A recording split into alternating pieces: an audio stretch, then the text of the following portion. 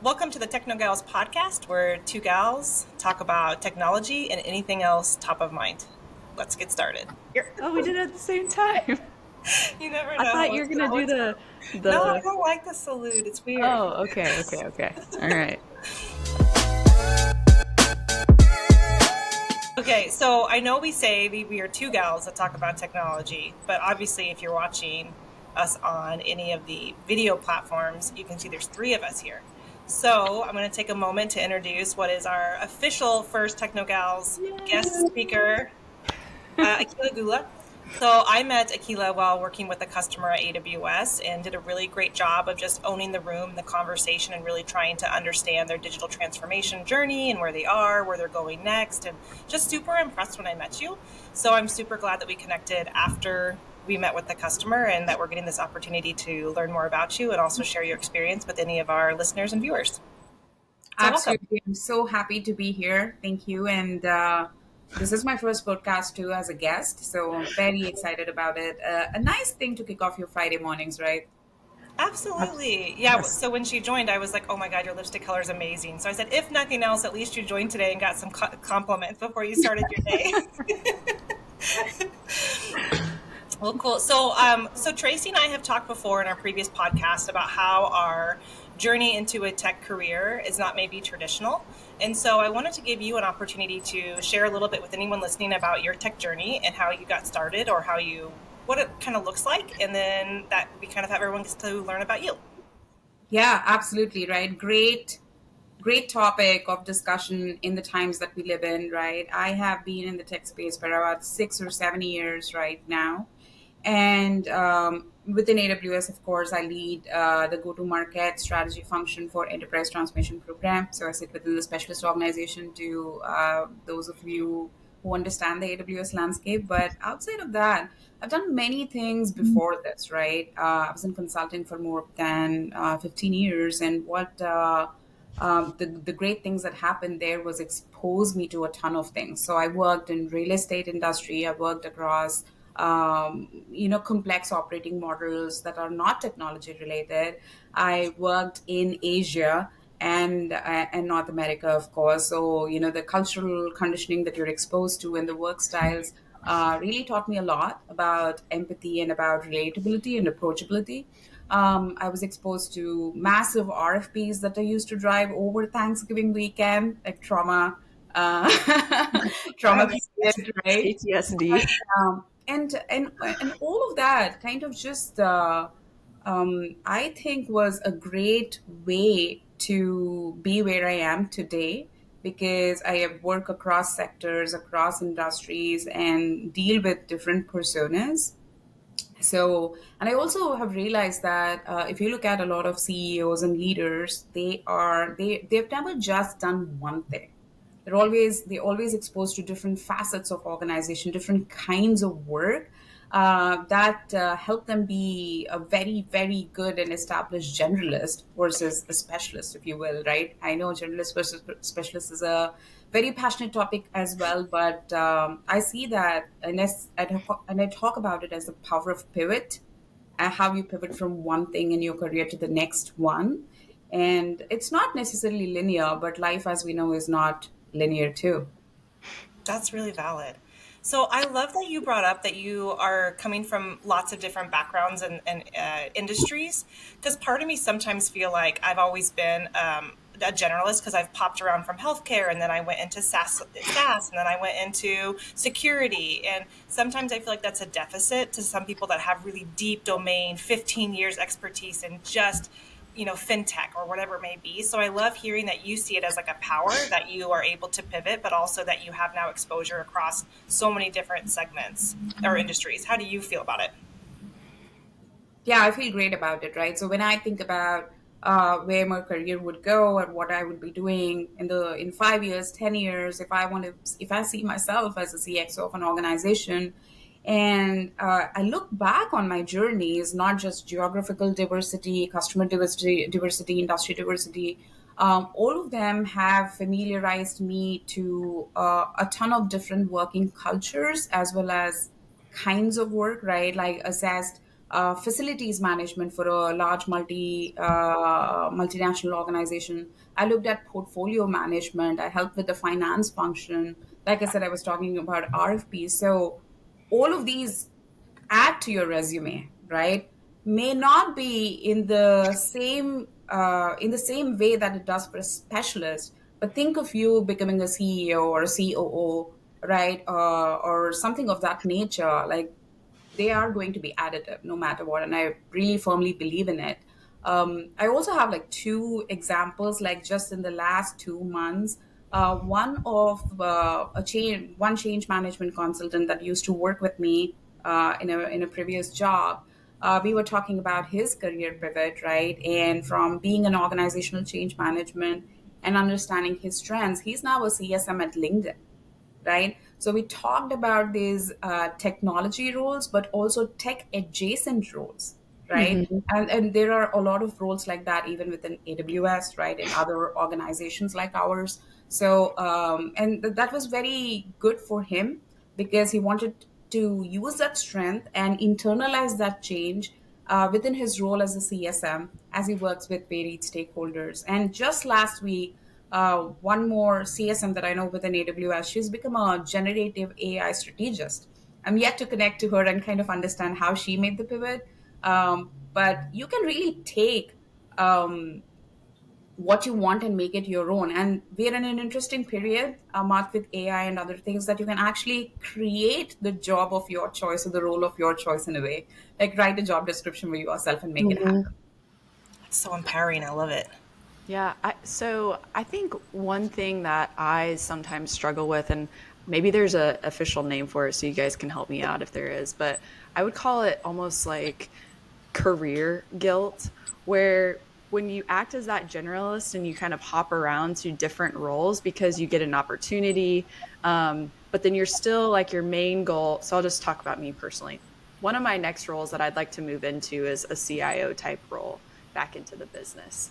And I know I still have a lot of learning along the way and all of those things. But if I look at my career journey as I've been in tech for the last 12-ish years, I, started out as an application system analyst, so pretty technical. And then I moved into like a scrum master role for like cloud migrations. And then I started to get into cloud platform and working with software engineers. And then I got into leadership roles, but I've been just kind of like hopping. I still feel like I'm making somewhat like progress towards that main goal. But I guess my question is, do you feel like there's a balance between being a generalist and taking those opportunities and the power of the pivot, but still making sure that you're making incremental progress to the overall goal? Like, I feel like it's such a gray area. And sometimes I feel like, man, I've been doing this for 12 years and do I feel any closer? But then I'm like, I got all this experience and things that I think is going to put me into the next role. I don't know. It's just this weird kind of mind F word that I like struggle with. All of us go through that, right? I don't know about you girls. We haven't discussed this prior, but I adore and love Elon Musk. And I'm going to almost like name my next dog Tesla. I don't know.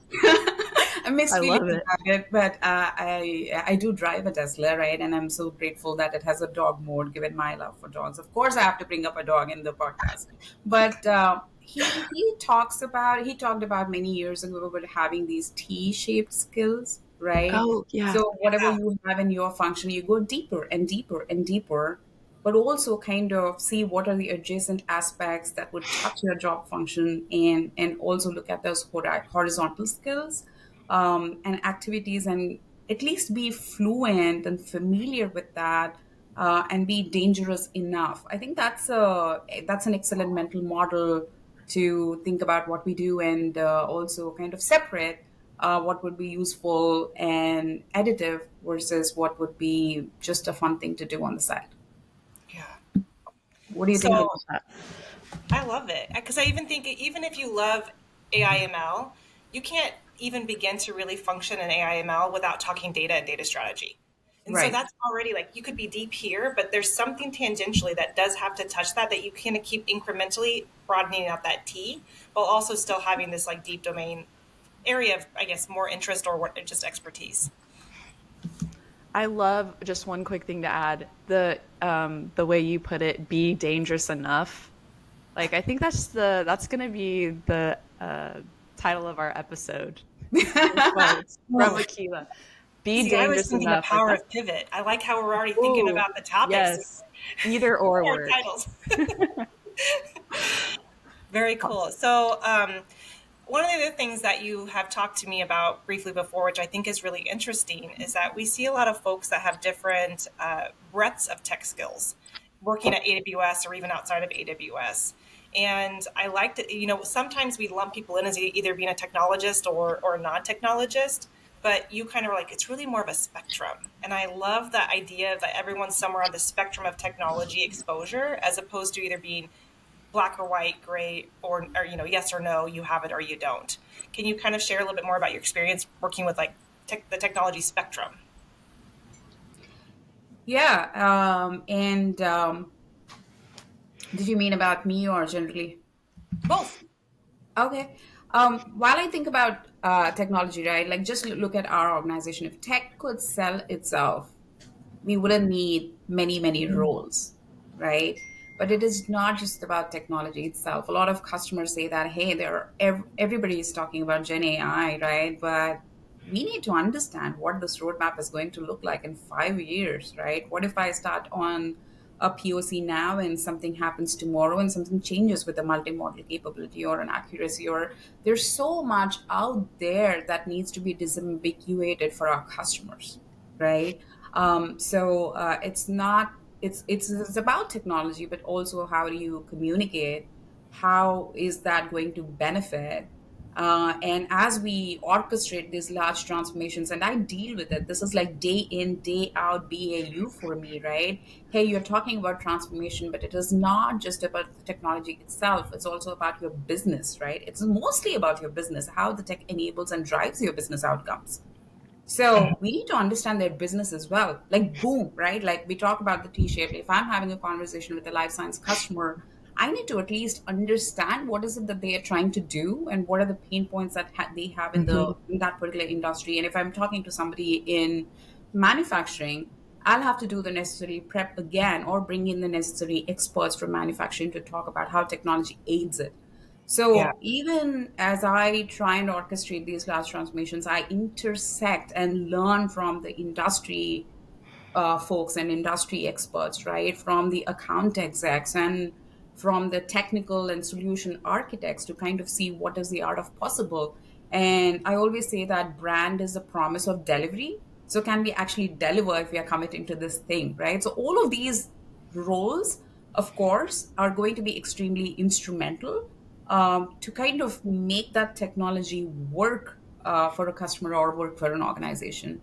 I mean, I don't know if that is something you haven't thought of or thought of. It seems pretty intuitive, right? The way we think Yeah. about when we take something to market. No, for sure. So this is, so we talked about this in one of our episodes before. We're talking about data center exits. And I asked Tracy, I said, why does someone want to exit a data center? And she said, it's a business decision. It's not necessarily just about the technology. It's truly about the overall business transformation. And I also love this phrase of like brand is like the promise of delivery. There's so many good like liners in here. I love it. It's actually, it goes back to the origin of that, goes back to 2005 when I was in business school, and one of my seniors said that in a marketing class. She's Yeah, now a professor somewhere in Singapore, but over the past many years, for the past couple of decades, I've been using that. I And love it. that's how I like to think about when I try and sell and explain to the customer why we should be doing this, but also, hey, we're talking, can we actually do this, right? How do we do? How can we? How do we understand the limitations and get it, make it right for the customer? For sure. Awesome. So, okay, so I wasn't sure if Tracy's gonna say something, which is why I kind Go of for paused it. No. there. I think it's also really relatable to the CSM role or customer solution manager role because we are the executors and typically like the delivery folks of and making sure that we deliver on that customer promise. And speaking of like the brand is like your is the promise of delivery. It also really leans into like earns trust. You can lose customer trust so quickly by Yeah. overpromising or saying something is possible when it's really not, or we have to create like 16 different workarounds to make it actually work as promised. So it's a really like valid thing to kind of like think about as I'm working with the customer is like what are you promising and like or what are you trying to deliver, and that is really your reputation and brand. So I love that phrase. How do you show up? Like, how the earned trust, I think, goes a long ways. And I used to report to this leader, and he always made it extremely clear that we need to show up today, tomorrow, again and again and again, and be consistent so we can deliver on those things. And that kind of phrase has always kind of stuck with me. How do I we show also up? like about the simplification, right? Like in our leadership principles, right? So reinvent and simplify.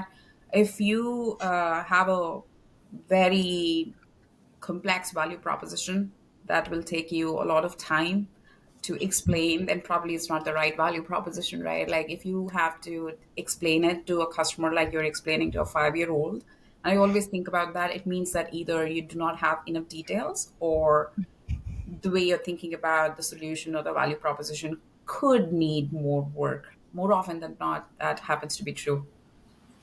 Yep.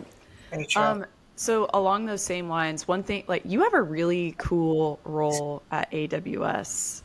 Can you just talk a little bit about like your day to day and then what your kind of favorite part is? Absolutely, yeah. I love what I do, right? So I work within the transformation space, enterprise transformation space, and we're a specialist organization. And what I do from on a day to day basis is I work with our sales executives, right? And essentially, kind of identifying, hey, where is there a case for transformation or a business transformation? Where are we doing a number of different things? Think about innovation, think about data and insights, think about migration and modernization, the operating model, the security and the foundations. You probably are doing 10 different things, right? But how do you orchestrate that better so that they all it becomes a force multiplier effect, right? Hmm. And they are all towards a common objective, which is really the business outcome. So if you want to use Kubernetes, great. If you want to use a Gen AI POC, great. But what are you trying to achieve with that, right? They say that 86% or something of transmissions fail because they're not related to the business outcomes or you're not measuring it right. So my role is to understand what the business outcome is. It's usually a function of revenue and market expansion, Hmm. stakeholder value, of course, and it could be multiple of these as well. So what does that mean, and how does it work backwards then to identify how we can help them get there, right? So it's a really cool thing, and the conversations go in several directions based on who I'm Yeah. speaking to, and that's where the T skills are also actually helpful. The kind of preparation I have to go through the 10K reports, I have to understand the account plan, I have to understand what the account team knows about the use cases and business outcomes, and understanding and hearing it back from the customer, then constructing that roadmap that we will help them get there. And it doesn't have to be AWS centered, right? It is agnostic, but it's really about helping the customer and accelerating their journey and de-risking how they go about it in the process. Hmm. Without giving, customer names away or specific details, can you talk through just like an example of probably one of the coolest in your mind business problem or business challenge you were able to help a customer solve in your role? Yeah, absolutely. The most recent one, and I've just uploaded that on my LinkedIn, I think a couple of days ago, is with the life sciences, healthcare and life sciences, right? So this customer essentially does claims process, right? Claims management and revenue process management. So if we think about those use cases, right, your workflows could be very manual, the number of clicks that can happen, Uh-huh. which will add to the time. You literally have somebody scanning a document and converting that into taking all of that unstructured data and putting it in a form. And it means before sending it to the Iron Mountain for backup and all of that. And when your when your customer, when the customer's customer, right, or the end user, which is here a provider, hospital, when they change their labels, right? The data labels can, when they are subject to change, you can take a long time retraining your models, right? You can take a long time in retraining your people on how to do that. And that entire process can take months. And the customer essentially wanted to reduce it to weeks, because that way you can onboard more customers to the platform. You can do it faster, which means that your platform and your products are able to service more in less time, which means that you can do more for your customers, but also increase your revenues. You can think about differentiating and all of that.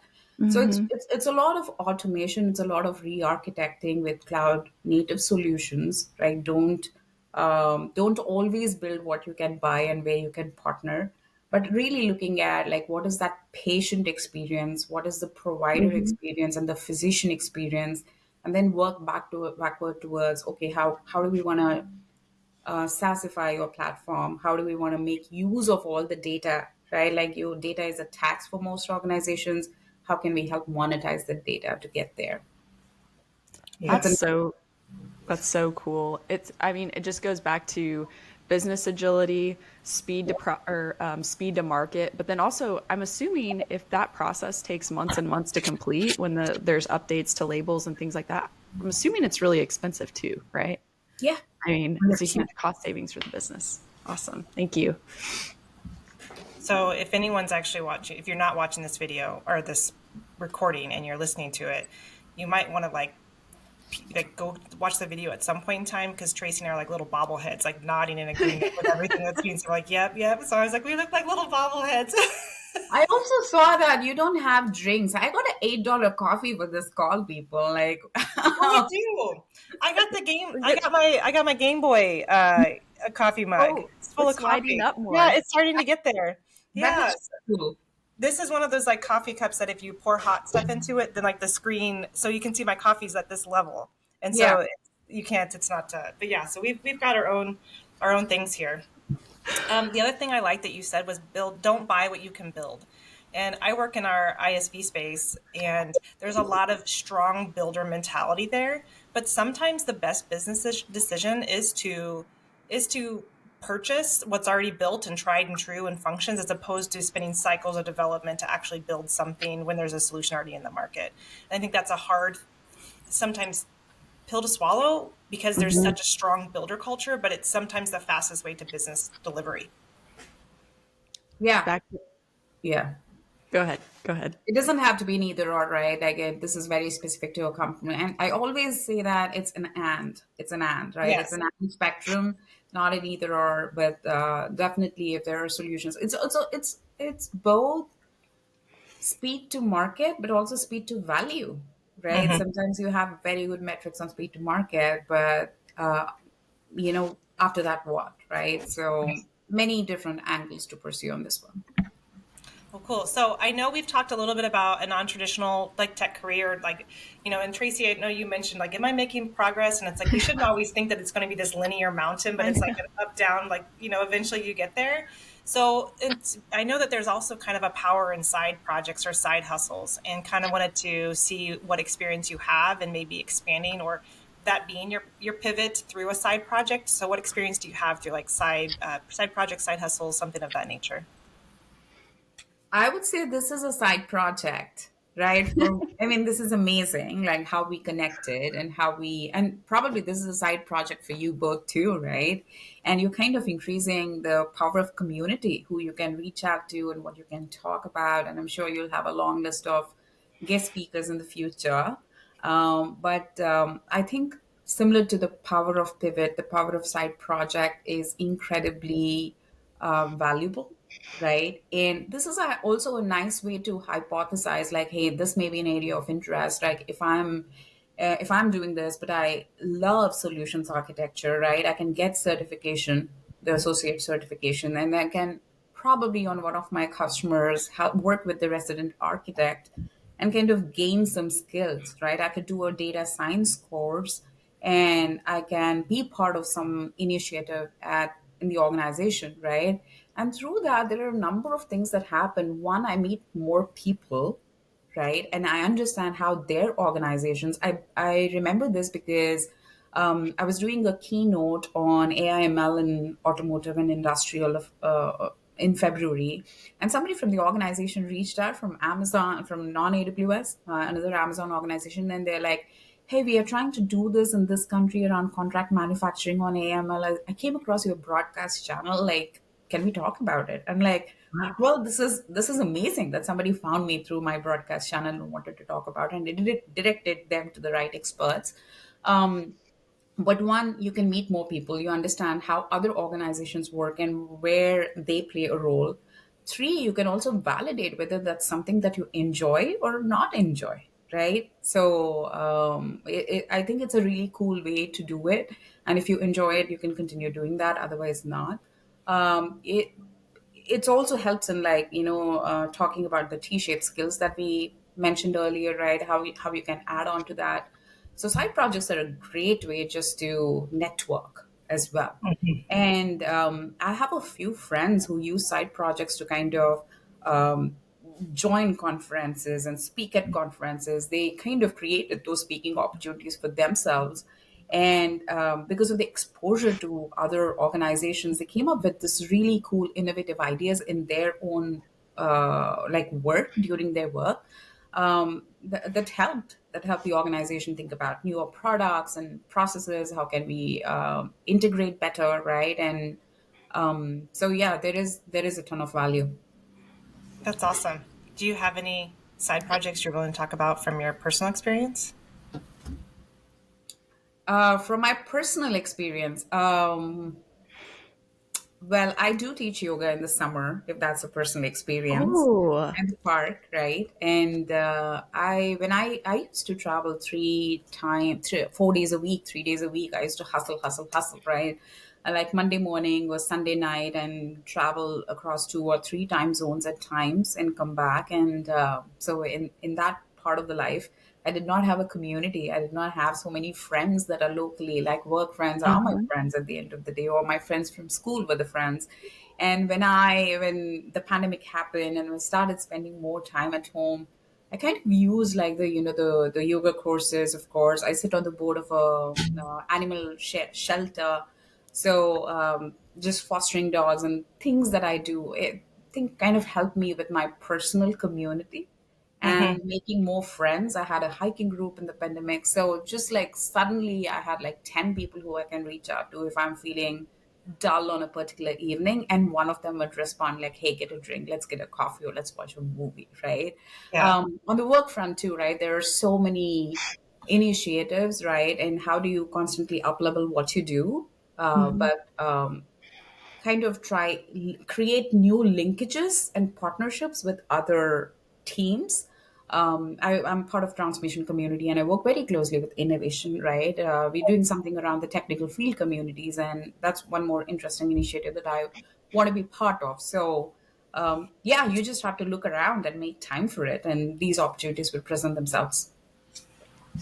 I love this example, and I love that you shared with us the whole yoga thing. Like, I would have never known. Like, that is so cool. It's not just in what we do in work as like the side hustle or the side project, but it's outside of work too, because there's a ton of community and networking available through both avenues. So, Alicia, I'm going to put you on the spot. What is your like side project, side hustle? And you can't use TechnoGals. We Yeah. can't use this example. You Actually, I can't. want to use TechnoGals, but I'll also give you some other ones. Okay, So, let's hear it. okay, so I think so. When you talk about doing a side project and that being like a networking effect as well, that is so significant and like so powerful. And with TechnoGals alone, we had someone that saw our podcast that works at AWS, the Paul and Paul podcast. Plug there for you. And they reached out, and then they're like, "What are you guys doing? What are you recording on?" And part of that just became a little bit of a riffing session of like, how are we trying to? We're in different segments, different areas of what we're trying to do, but like, how are we? Can we work together? And then from that, they're like, "Hey, I know this other person that has a podcast that would be that might you might want to chat with. Super cool chick in the industry, so go talk to her." And that networking effect, just like it really is a force multiplier. Like just Mhm. massively compounds quickly. And I've even talked to my gal friends about this, and I'm like, oh, I love this. We're getting connected with people we wouldn't have had the chance to talk to, Yep. learning from others. And Tracy and I started this because maybe it's like we wanted to, like, how do we make a bigger impact than just where we are? We want to inspire, we want to teach, we want to encourage people to fail or just to try and fail. We don't have a ton of like broadcast experience, and so we don't know how it's going to turn out, but we're super happy just to try it. And if it doesn't work, that's okay. We learned something and we made a bunch of new connections. So that power of networking effect within your side project is really, really valid. And we're seeing it just within this podcast that's only been around for a few months. And Yeah. then maybe it becomes your main project, right? In a few years, like based on scale and opportunity. I know a lot of people work on these side hustles, right? And they have these minimum thresholds. They want to make money, as much money as they make, probably as their day job. And Yeah. suddenly the side gig becomes the main gig and they're hiring the team. So, I mean, it's incredible Yeah. to look at those cool stories on the internet. Yeah. So, okay. The Yeah. other thing, my other side hustles, and poor Brad, he doesn't know this yet, but which is my significant other. Like, I just love making sourdough bread. It makes me so happy. And so, yeah, Thought there was an episode dedicated to sourdough bread. I just love it. Like every time I got one in the oven right now, it did not rise, but I'm like, it's okay. It's focaccia. I don't care. Like I just love the process of trying to make sourdough bread, and not all of them work, and it doesn't always rise quite right. But like he doesn't know this, but like I'm gonna have to like get like a little proofing thing, and then like one of those bigger ovens where you can bake like 8 of them at a time, and then I just like want to sell it to my friends or like 10 people. Like it's not gonna be like by any time big money, but I just want to feel validated, and also that like someone wants to buy my bread. So that's my side project. And now I have chickens. So I also want to make some rainbow Wow. chickens and start to sell my chicken eggs.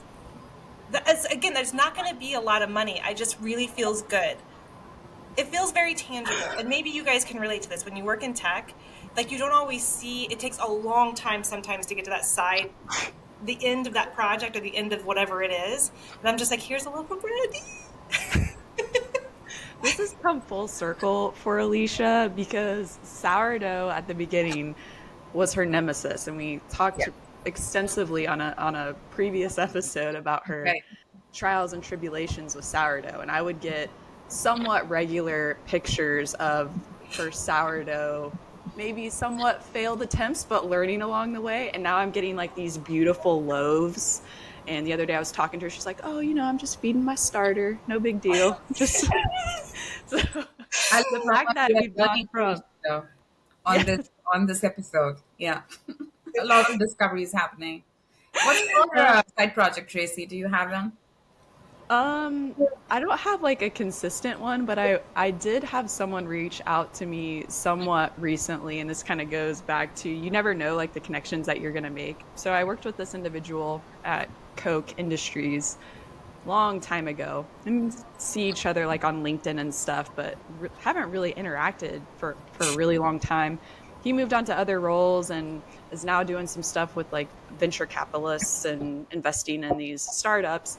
And he had reached out to me. I don't know, it's probably been a month ago now. It's like, hey, like I'm looking at this company. Would you mind taking a look? And it was about cloud optimization and stuff like that. And I was like, that is so cool. Like, yes, I'll take a look and do some. So I did some due diligence and offered some insight. But it was just so funny because I really like he might I don't know why we connected again. Maybe it was from TechnoGals, but this connection from, I mean, 5-10 years ago, and then getting to do something like this, and you just haven't, networked with them in a really long time. Like that's so cool. You just never know who you're gonna make an impression on, who you're gonna meet, or when your paths will cross again. But that was something fun that I got to do, kind of just outside of the day to day. Oh, So that's cool. Very yeah. cool. Okay, so one of the things I love about this podcast, especially when we record it in the morning, is it just sets my day off right. Like it's just such a inspiring. I love seeing a different perspective and hearing a different perspective about even like the technology spectrum and a generalist versus a specialist, and really kind of it just gives you an exciting point of view that maybe you hadn't considered before. So I want to say thank you for coming on the podcast and sharing everything you know. Well, not everything, sharing what you know about these topics. Whatever little I know. Yeah. Whatever little I But hey, this is interesting, and this is how things take off, right? So thank you for having me over, and that chance meeting in January got us where we are today, Alicia. I know, I um, love it. I especially love how casual the format is, right? And like cool, and there's no stress to be anything but yourself. I love that about it.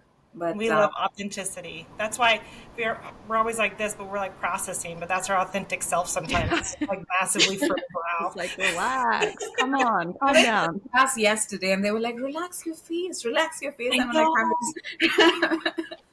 with resting face. I'm like, relax your muscles.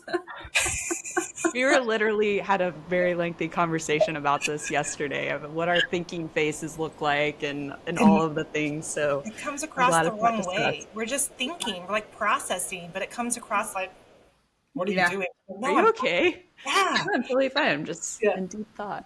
yeah, exactly. Okay, well, thank you so much. I really appreciate it. And as always, Tracy, we're going to have to cue that outro music. All right. Peace Peace. out. Yes.